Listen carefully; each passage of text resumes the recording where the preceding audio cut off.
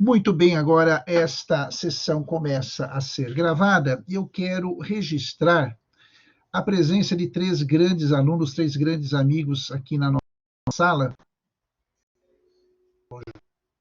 de Inácio.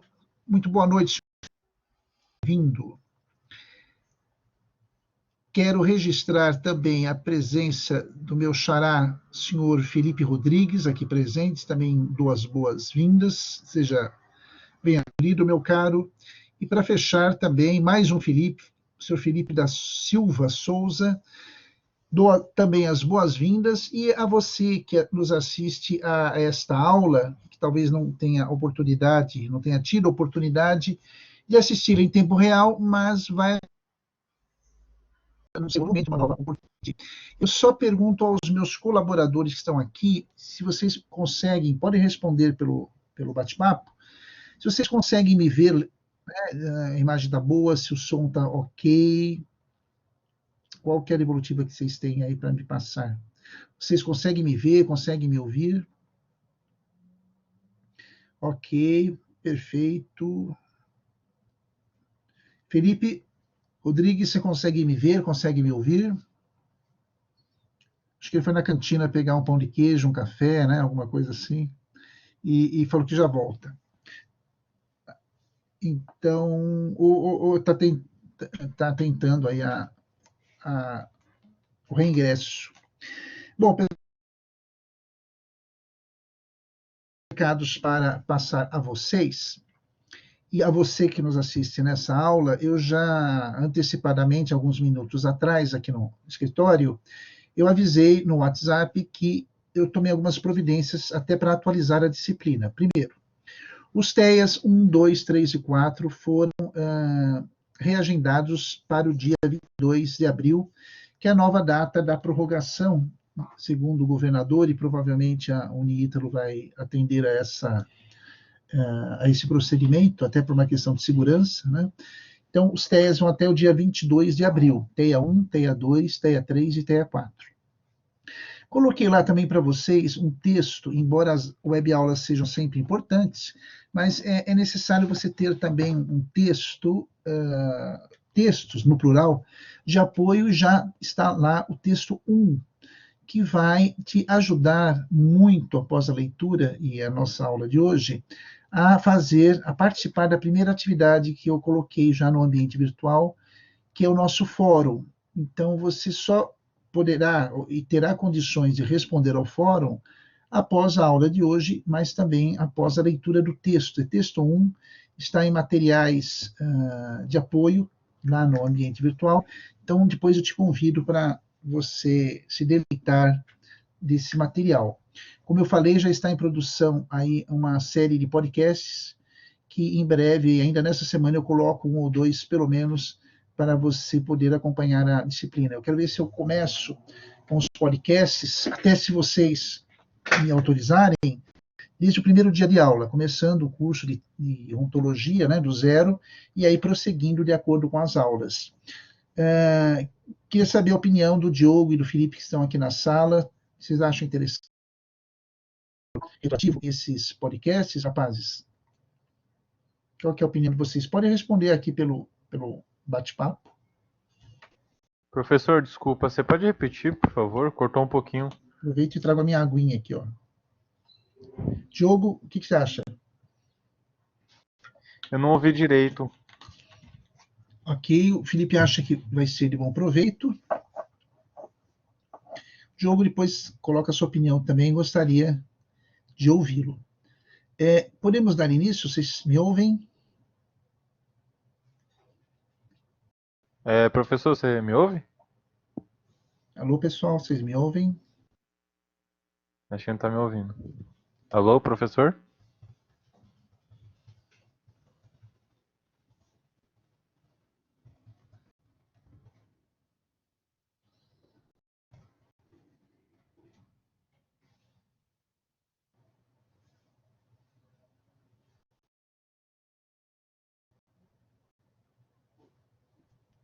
Tô te ouvindo, Diogo. Perfeito, então. Então, vamos aí, então, dar início. Na semana passada, nós conversamos sobre um fenômeno histórico como a helenização ou o helenismo, que foi o processo através do qual a conquista de Atenas pela Macedônia e ato contínuo do Império Romano, ocorre com isso a saída, né, a transferência da filosofia e do modo de pensar filosófico de Atenas, e isso vai se extrapolar a cultura, né, o caldo filosófico ateniense vai entrar em contato com outras culturas, e não apenas entrar em contato por meio do Império Romano, como vai se fundir ao que nós chamamos um processo filosófico, religioso e teológico. Então, ao tema que falamos na semana passada, eu só atualizo você na conversa dessa noite, você vai ter aí a fusão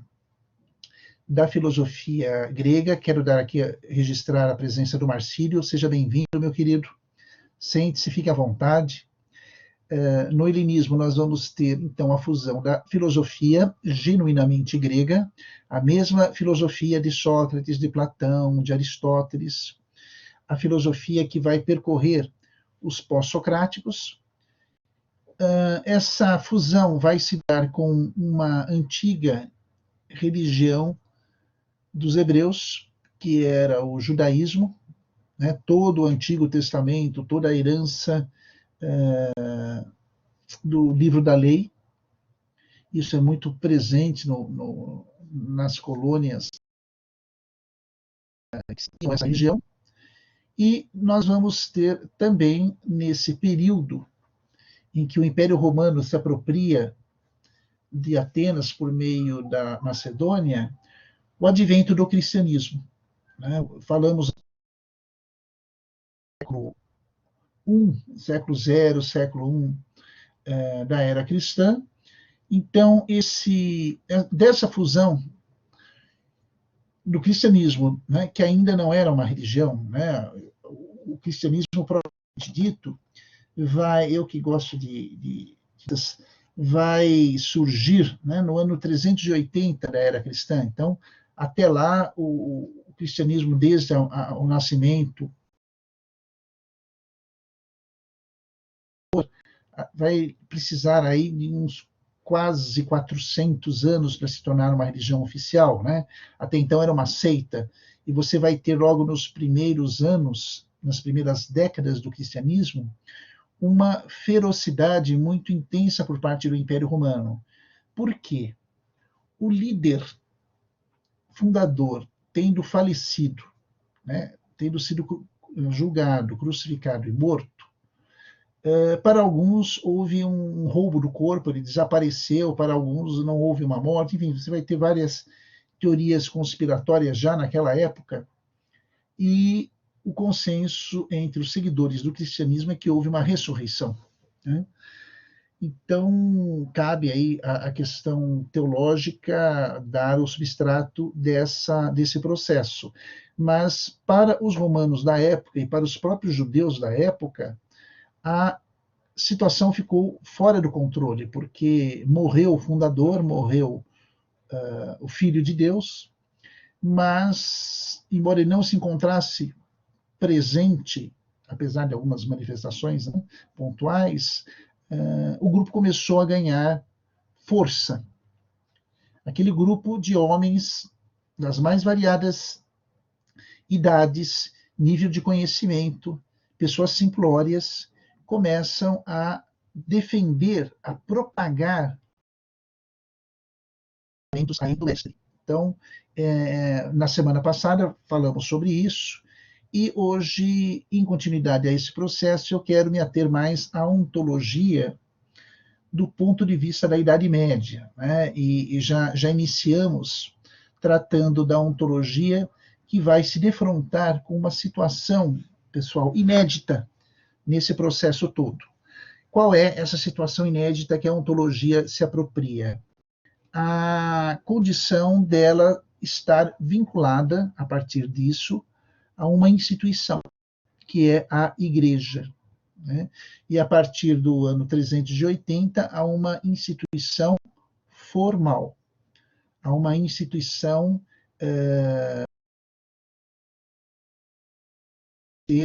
qual ontologia servirá para aquele momento. Isso é extremamente importante que você entenda, porque a ontologia, quando surge em Atenas, desde o período que nós já falamos anteriormente, no período mitológico, me refiro aí ao século XII até o século VIII a.C., mas ainda permanecendo em Atenas, ela nunca foi tutelada do ponto de vista de uma instituição. O Senado ateniense, a política não interferia nessas questões. Né? A ontologia, no período mitológico, era fruto da cultura, do modo de pensar grego, ateniense, e, ao mesmo tempo, lhes servia uma condição muito favorável de apoio aos ensinamentos religiosos, politeístas, antropomórficos dos seus deuses. Então, ela surge nesse período, e, ao mesmo tempo em que ela é uma criação do pensamento ateniense, a ontologia vai servir para essas necessidades, né, do homem ateniense daquele período. Como nos anteriores, que no período pré-socrático, que eu gosto de defini-lo como do cientificismo, vou até escrever aqui a palavra, cientificismo, pré-socráticos. Você pode acompanhar? O que vai ocorrer? Vai ocorrer que a ontologia estará muito mais vinculada ao universo, a explicar a sua composição e natureza. Então, ela sai de uma reflexão religiosa, né, mística, sobrenatural, para ingressar no mundo da natureza, para ingressar no universo, cosmos, para tentar explicar a composição da physis, em busca do que os gregos definiam como arqué, ou seja, a origem de todas as coisas. Então, essa ontologia, em que o Diogo pergunta por naturalismo também, podemos sim, Diogo, foi boa a sua pergunta, esse cientificismo ou esse naturalismo corresponde à mesma coisa, sim, porque os pré-socráticos queriam entender do que o universo era composto e, por consequência, do que a natureza era composta. Então, os pré-socráticos são considerados os primeiros cientistas, né, os primeiros pensadores naturais, né, e o nome naturalismo. Perfeito? A partir de Sócrates, e os atributos do ser se dá em bases éticas. Sócrates não quer saber de religião, não quer saber de ciência, ele quer saber do homem. Né? O período socrático é um período antropológico, e ele quer entender o que é a virtude, qual é a arqué do homem ateniense, e a resposta que ele chega é que a arqué, a origem do homem ateniense, deve ser necessariamente a virtude. Não é? E ele se debruça sobre esse questionamento, que é a virtude. Né? A ontologia, o ser das coisas, se traduziria na pergunta: o que é ser uma pessoa virtuosa? Em que implica a natureza de uma pessoa virtuosa? Né? Todo o pensamento de Sócrates vai por aí. Inclusive, no texto que eu disponibilizei no ambiente virtual, logo nos 3 primeiros parágrafos, vocês vão encontrar isso, se eu bem me lembro aí a posição da informação. Platão já dá uma continuidade a uma ontologia muito mais voltada para a diferenciação do mundo das ideias, do mundo das imperfeições. Aristóteles vai sistematizar a ontologia como uma metafísica especificamente, e depois Aristóteles, todo o período aí pós-socrático que nós já comentamos.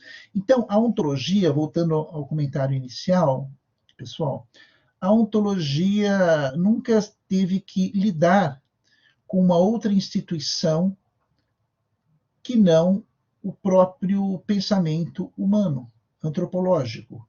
E agora, principalmente a partir do momento, do instante histórico, em que você tem, no ano de 380, aqui pelo meu controle, né? Você tem aí a conversão do Império Romano ao cristianismo, as coisas mudam de figura. Por quê?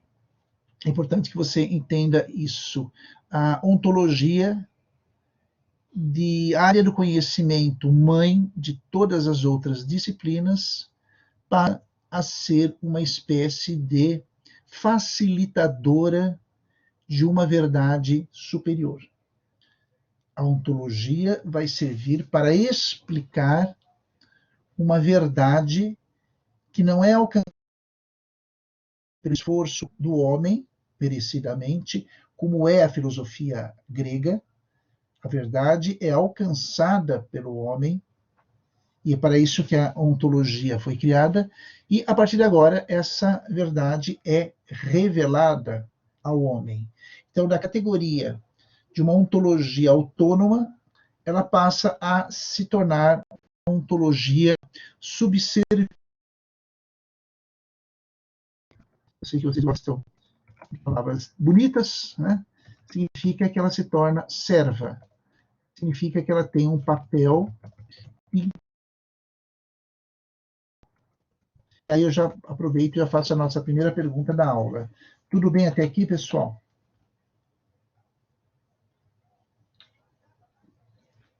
Algum comentário? Querem que eu retome alguma coisa? Que eu percebo, imagino você aí do outro lado, querendo ouvir, querendo anotar, pensando, e o professor não para de falar.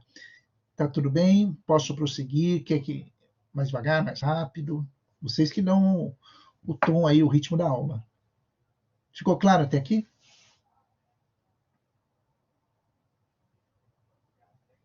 Isso, Diogo cita, né, Agostinho e Tomás, estaremos mais adiante falando deles, sim, Diogo. Ok, Marcílio, consegue me entender, me ouvir, meu caro?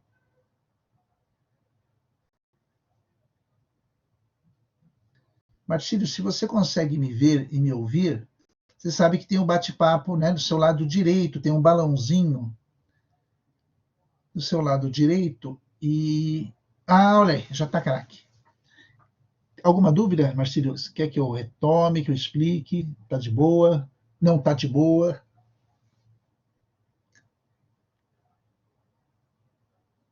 Eu estou comendo aqui uma maçã virtual que o Diogo trouxe logo que ele entrou na sala. Então, enquanto vocês pensam, eu estou comendo aqui. Vocês conseguem pensar aqui, ó, maçã virtual. Então, vamos prosseguir. Bom, o que ocorre nesse processo da ontologia agora como uma ferramenta, né, uma serva da teologia? O que ocorre? E eu quero que você tenha em mente que a ontologia agora vai dialogar não com a filosofia, embora ela própria seja a filosofia, né? É a disciplina filosófica por excelência, né? O que é o ser, do que é composto o ser, quais são as propriedades do ser, qual é a natureza do ser, quais são os desdobramentos do ser. Isso é ontologia, é metafísica pura, é o maior grau de abstração. Então, como disciplina filosófica, ela agora vai dialogar com uma instituição chamada Igreja, e ela vai dialogar com uma nova forma de conhecimento, que não é a filosofia, né? Que é a religião. Então, eu chamo a sua atenção para dois contextos, né, quando falamos da questão da verdade. A filosofia da ateniense, né, dos gregos, nos diz que a verdade está dentro de nós próprios, né, que nós se ativismo nos dá a ideia e o convite de que a verdade E as mais profundas manifestações da verdade sempre estiveram e estão dentro do homem, né? Nunca foi fora, nunca foi fora. O fato de eu conhecer o cosmos, o fato de eu conhecer a física, o fato de eu entender como as pessoas se comportam, são tão somente situações que devem me remeter a um conhecimento pessoal, fruto de toda uma vida. Então, a verdade na filosofia não é dada, ela é conquistada, é fruto de muita reflexão, de busca de autoconhecimento e, por consequência, trabalho de toda uma vida. Né? Trabalho de toda uma vida. Na questão religiosa, eu não tenho mais esse problema. Eu não tenho, pessoal, mais esse problema, porque a religião, que vai ser alimentada pelos conteúdos da teologia, já me trazem uma resposta, né? Uma verdade, digamos assim. Em teologia, eu posso pensar numa verdade subjetiva e, por consequência, como são muitos, eu posso falar em várias verdades, cada uma de um sujeito, né? E cada um tem a sua verdade. Né? Na teologia cristã não ocorre esta pluralidade de verdades é inaceitável. Então, na religião e na teologia, daqui a pouco eu vou fazer uma diferença de uma da outra, não existem verdades, mas tem uma verdade. E essa verdade, que na filosofia é o conhecimento, essa verdade no cristianismo é uma pessoa, não é uma coisa, não é algo, é alguém. Veja que interessante o judaísmo. O que é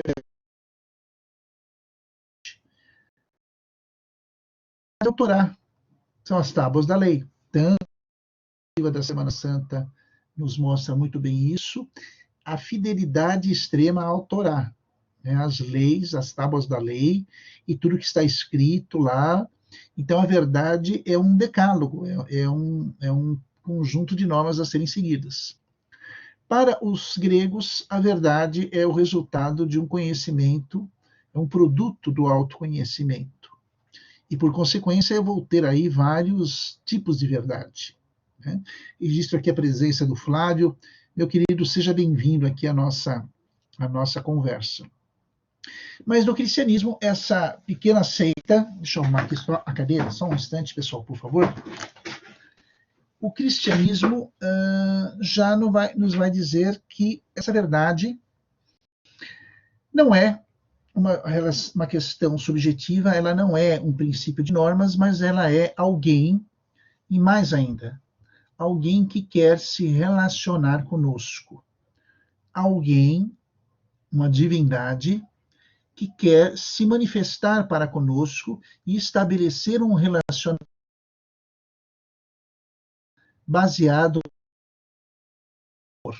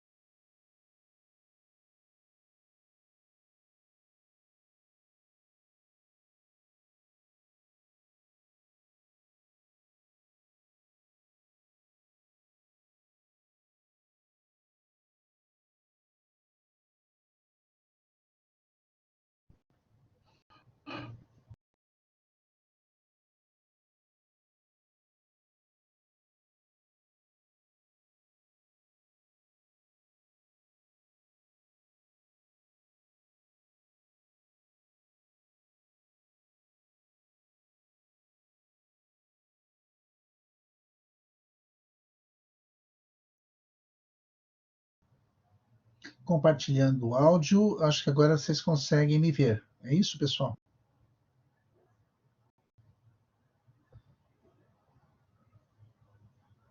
Se você consegue me ver, dá um ok aqui no nosso bate-papo, por gentileza.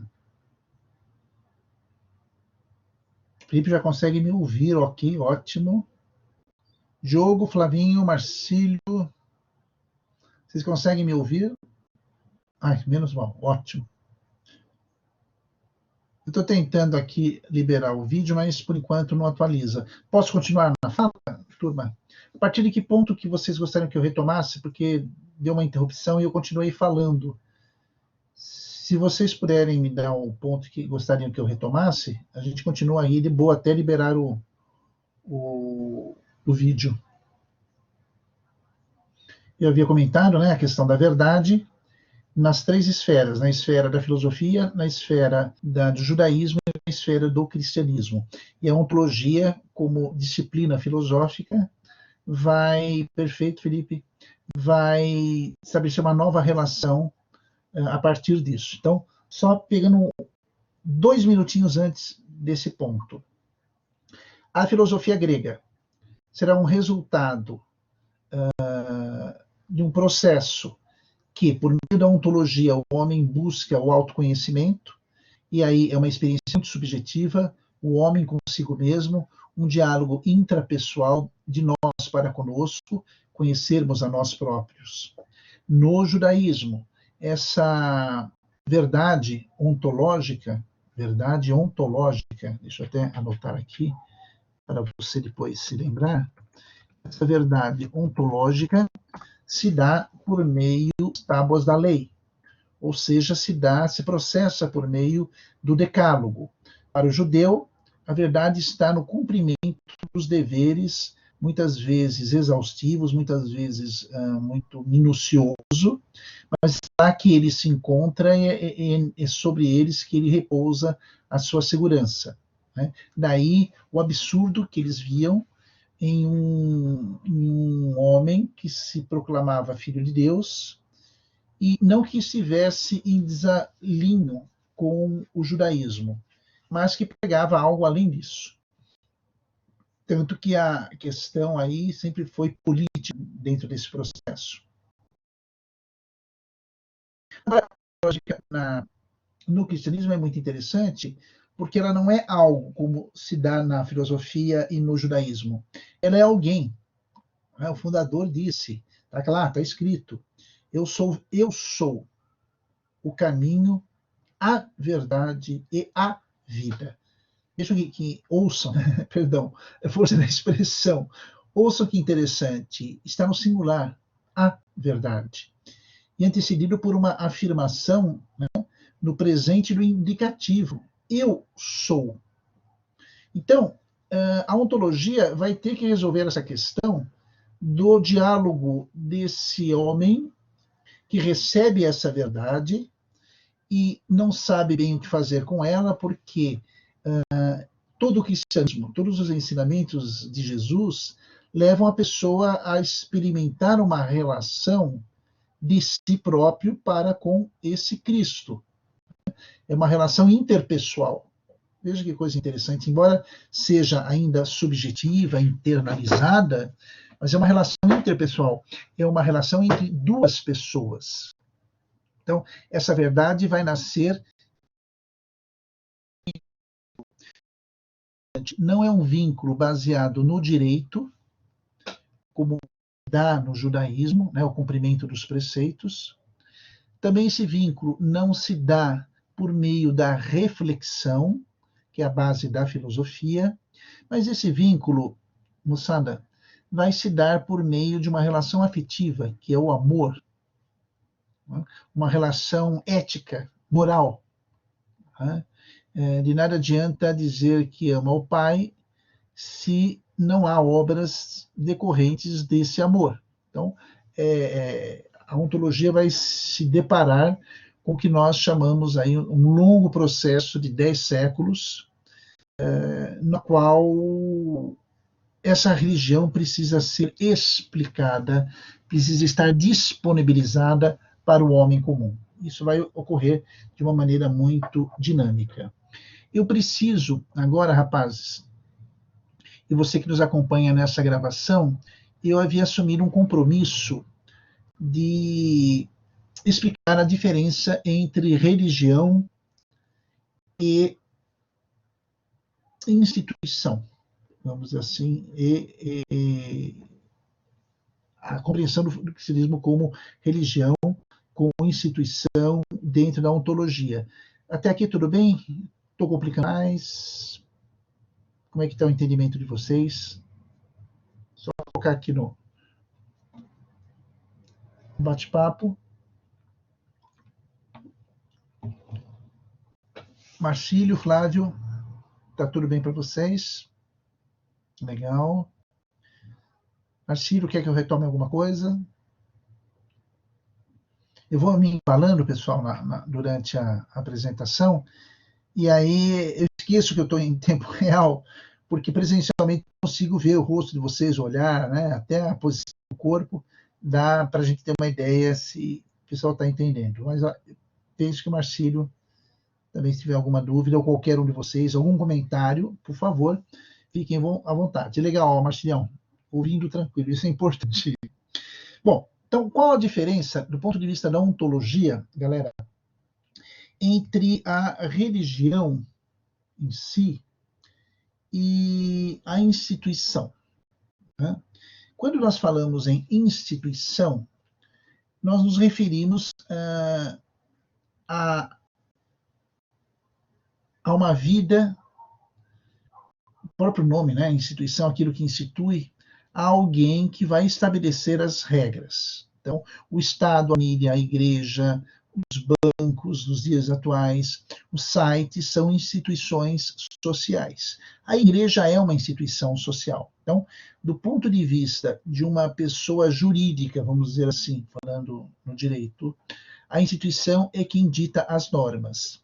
Então, guardem esse dado esse ano, embora não vai cair na prova o ano, mas só para você ter uma ideia, no ano de 380, já da era cristã, ou seja, mais ou menos um pouco mais de 3 séculos e meio, o imperador Teodósio, né, participa do que nós chamamos a conversão do Império Romano ao cristianismo. Então, o que seria apenas uma seita se torna agora uma religião. Isso é muito interessante porque aí sim a ontologia vai se aproximar, a ela chegarão alguns conteúdos, algumas verdades extremamente importantes dentro da religião. E o que é uma religião, ontologicamente falando? É religião, e para existir uma religião, grosso modo, né, estou falando de uma maneira muito genérica, grosso modo, a religião precisa cumprir aí 4 etapas, né, 4 pontos. Acredito que começou a aparecer a imagem. Vocês conseguem visualizar, pessoal? Misteriosamente começou aqui, estava clicado, mas não aparecia. Agora, beleza. Então, tomara que permaneça, tá? A imagem. Então, para você entender aí o que é a religião, é necessário que nós tenhamos 4 princípios. Primeiro, até anotei aqui. Toda religião tem uma liturgia, né? Por quê? Toda religião tem no seu ritual, no rito, no caminho, um percurso, uma série, um conjunto de procedimentos que vão permitir aos que dela participam ter uma experiência íntima para com Deus. Então, uma religião, seja politeísta, seja monoteísta, como é o caso do cristianismo, do islamismo e do judaísmo, mas no cristianismo você tem uma liturgia própria sobre a qual e na qual você alimenta as necessidades, não deixa de ser, Flávio, um serviço ao público. Nós entendermos público vindo do latim populum, significa povo, né? A resposta é favorável, sim, à sua pergunta. Então, a liturgia vai ser não só o momento, mas a experiência que a pessoa é convidada a ter ao praticar aquelas iniciativas.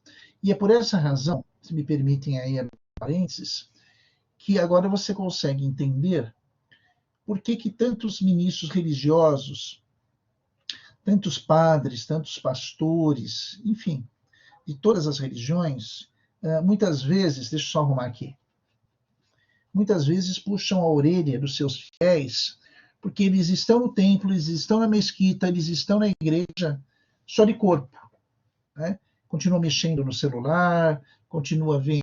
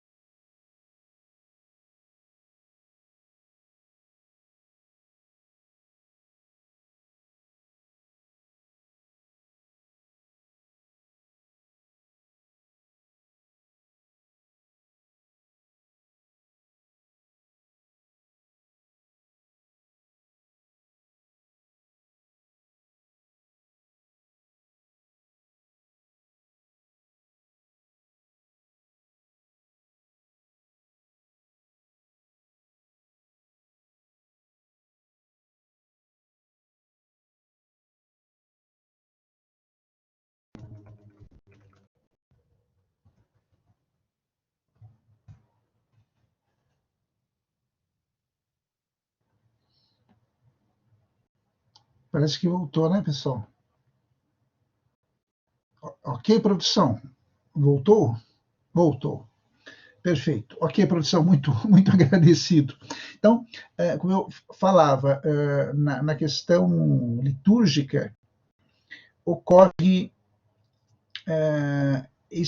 essa imperiosa necessidade da pessoa estar envolvida. Então, primeiro aspecto da religião, há uma liturgia. Eu concordando ou não, gostando ou não, a ela eu não sou convidado a dar uma opinião, eu sou chamado a participar.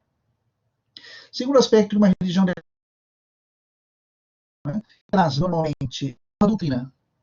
Não é apenas uma celebração litúrgica, mas na própria liturgia ocorre a transmissão de uma doutrina, de uma série de ensinamentos, de parábolas, de regras, de normas, que vão complementar a liturgia. A doutrina é o conjunto de ensinamentos que eu adquiro, que eu aprendo, e sou chamado a praticar esses ensinamentos na minha vida fora da instituição, ou seja, fora da igreja, do templo, da mesquita.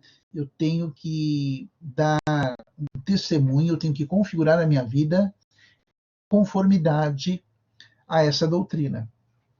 Então, é muito interessante, do ponto de vista ontológico, quando uma pessoa se diz, né, ser cristã, ou seguidora do judaísmo, ou do Islã, porque eu tenho que testemunhar na minha vida o que eu acredito por meio da doutrina. E essa doutrina é necessariamente um ensinamento moral. Toda religião tem a sua liturgia, toda religião tem a sua doutrina, e essa doutrina está encimada sobre um ensinamento moral. Então, se você, quem quiser se dedicar aí ao estudo das religiões, é muito interessante, por sinal, o que nós vamos ter, né? Você terá no judaísmo, o Antigo Testamento, todo um decálogo, que são normas morais, né? Não matarás, não furtarás, né? É um discurso, é um decálogo proibitivo na sua grande maioria, né? Não cobiçarás a mulher do próximo e nem os seus bens. Vem o cristianismo e você vai ter aí uma doutrina muito mais proativa, né? Eu gosto muito de ilustrar um exemplo comparativo.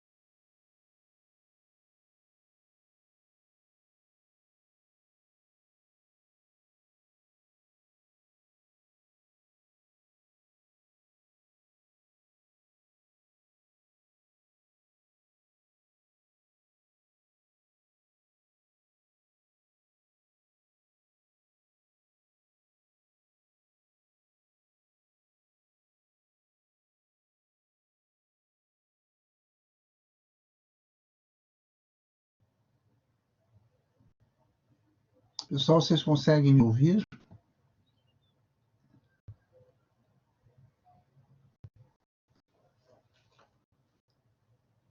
Conseguem me ver, pessoal? Hoje está difícil o negócio por aqui.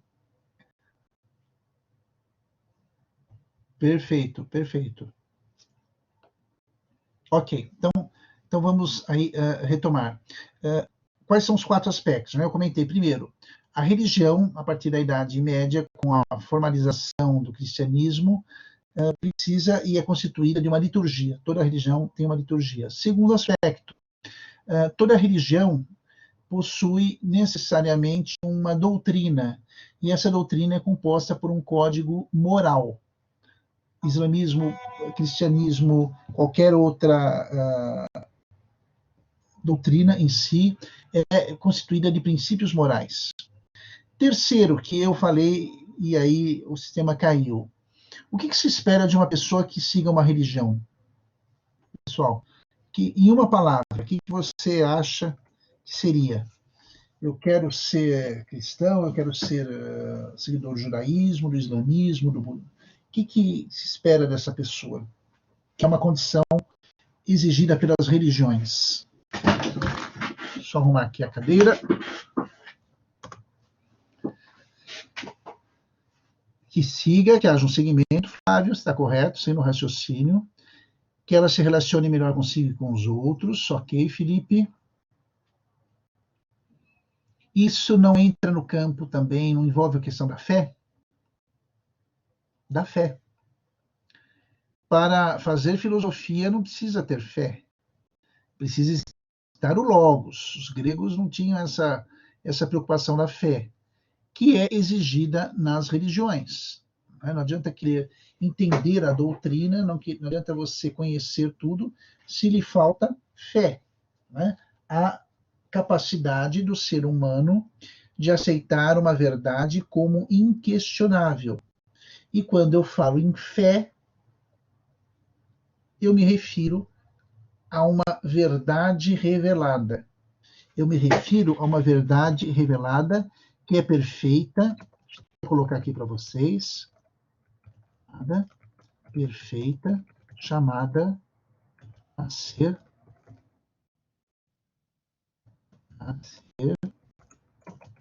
aceita. E a ontologia vai ter que lidar com essa questão. A fé. O pai não é filho, o filho não é pai, o pai não é espírito, o espírito não é o pai, o filho não é pai e o filho não é espírito. O espírito não é filho e o espírito não é pai. Mas Deus é Pai, Filho e Espírito Santo. Tudo bem?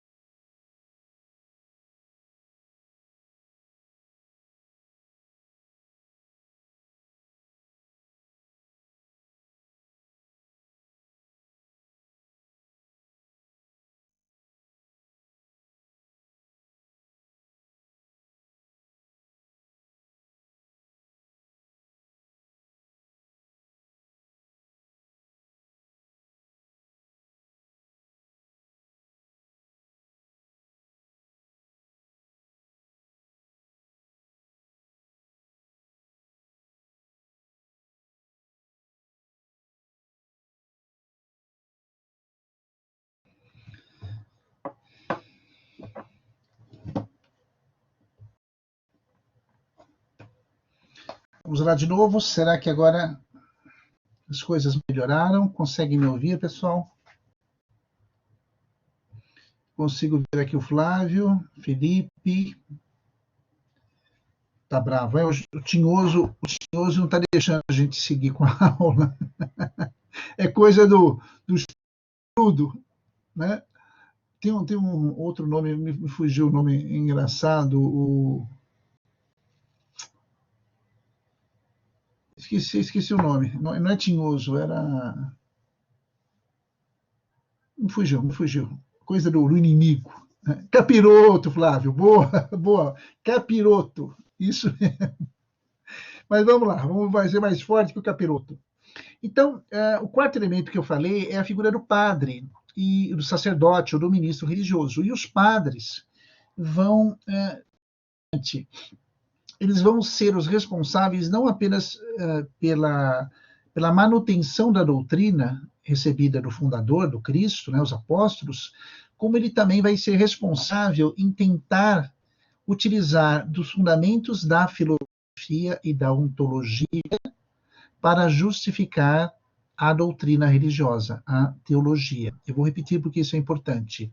Será na figura do padre, né, do ministro religioso, que são os apóstolos, a responsabilidade de manter a doutrina recebida do fundador, né, do Cristo, mas também eles terão a responsabilidade de passar essa doutrina, de atualizar essa doutrina aos homens da sua geração e aos homens que virão ainda. Né? Porque eles têm a missão de prosseguir nessa igreja fundada por Jesus Cristo.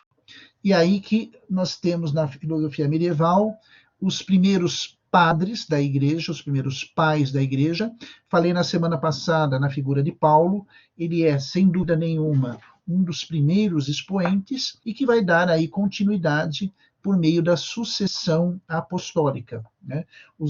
Paulo morre, Pedro morre, a primeira geração morre, mas ao mesmo tempo são formados outros apóstolos, discípulos, que vão dar continuidade não só à condução da igreja, do ponto de vista da instituição, mas do ponto de vista da doutrina.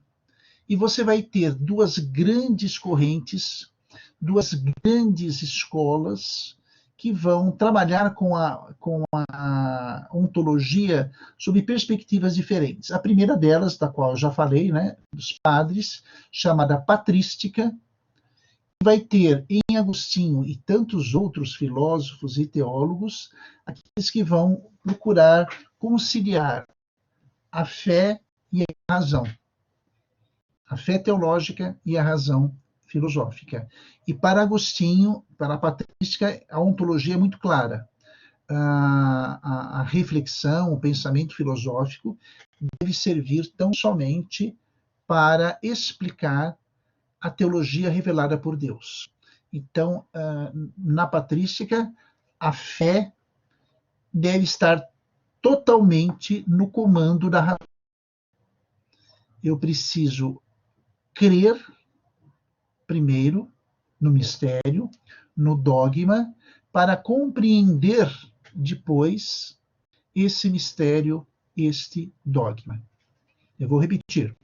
Na patrística, eu preciso crer, que é a questão da fé, que vem em primeiro lugar, no mistério, na verdade revelada, no dogma, para depois procurar entender à luz da razão. A razão é tão somente serva à fé. E Agostinho vai deixar isso muito claro, e não somente ele, vários escritores da patrística, mas ele é muito interessante, e aí fica o registro para o seu deleite das confissões, né, de Agostinho, um tratado antropológico belíssimo, belíssimo. E olha que foi escrito já numa idade avançada,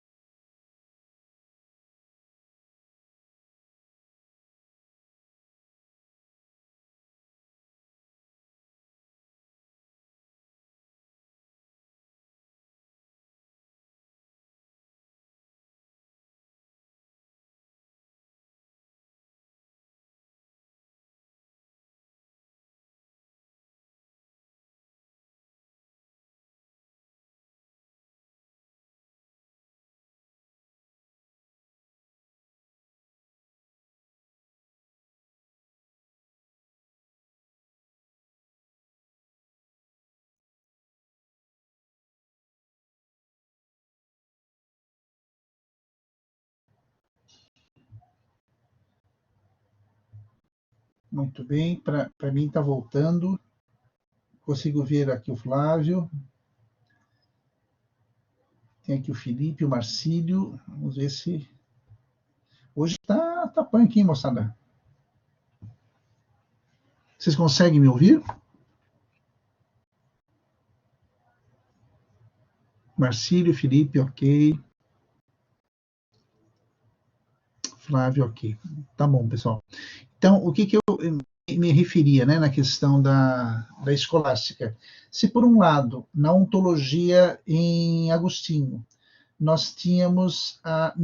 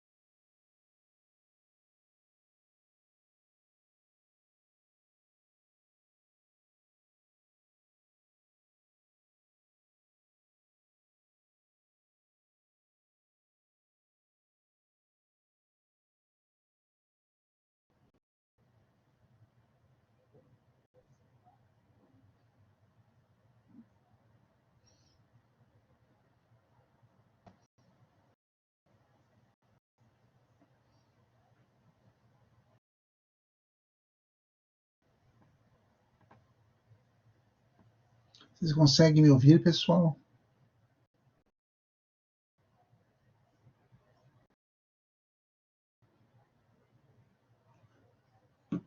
Parece que agora tá voltando, né? Perfeito. Então vamos prosseguir.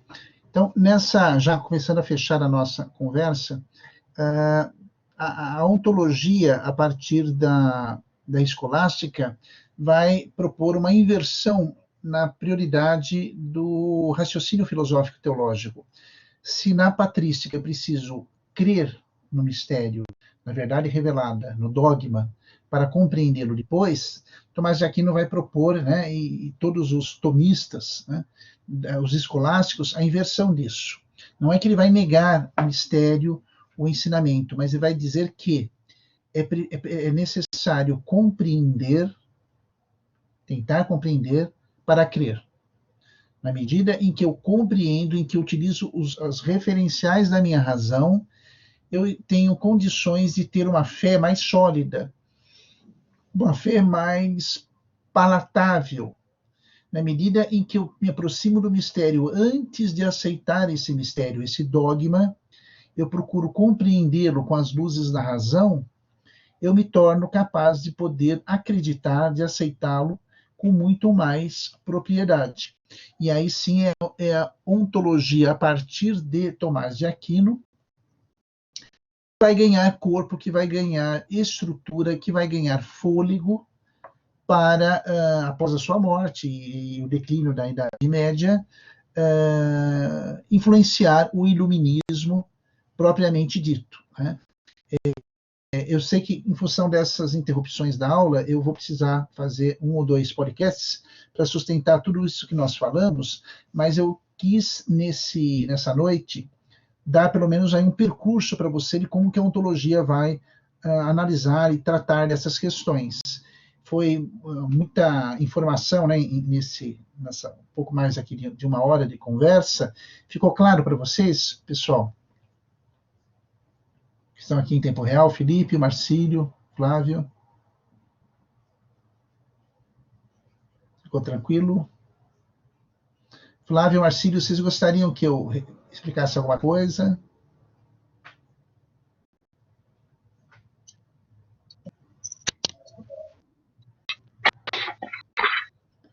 Pode falar, Flávio. O senhor está me ouvindo? Pode perguntar qualquer coisa, estou à disposição, estou escutando. Então, em relação o senhor falou sobre a conversão que teve do Império Romano, que teve a partir dessa conversão que o cristianismo era uma seita e se passa a ser religião. Exato. O senhor falou o nome do partido, né? O nome do Teodósio? Isso, do imperador? Isso, deixa eu anotar aqui para você, meu querido. Tá, porque eu entendi que era o Constantino. Constantino, então não... Isso. Não, Constantino se converte, sem sombra de dúvida, mas quem vai para a decisão propriamente dito, né, da conversão em si, é a partir de Teodósio, em 380. Na verdade, é um período pequeno de anos, né, mas você vai ter no século IV uma forma muito precisa do cristianismo como religião. E o que é mais interessante ainda, em 476, os turcos otomanos invadem e o Império Romano cai, mas a igreja sobrevive. A partir do século V, já não há mais o Império Romano, e sim a igreja como instituição autônoma. Ela ganha asas, passa a conduzir aí o processo com muito mais propriedade. Marcílio diz que alguns termos já são familiares. Ah, que bom, Marcílio, que você estudou alguma coisa. Que bom, que bom. Flávio, ficou claro a sua pergunta, meu caro? Sim, porque sempre quando a gente estuda um pouco de religião, sempre parece que parte de Constantino, que adere ao cristianismo. O constantinianismo depois vai formalizar isso, ele vai fazer uso dessa estratégia, né? Do ponto de vista político. Alguns dizem que Constantino até se converteu por interesses políticos, mas ele vai fazer uso disso, sim, para a sua campanha depois, né? Os dois nomes estão associados. Está correto, sim. Marcílio, né? Lembrou da patrística, né? Felipe, algum comentário? Alguma pergunta que você queira fazer? Que bom, Marcelo, que está acrescentando. Pior se a aula tirasse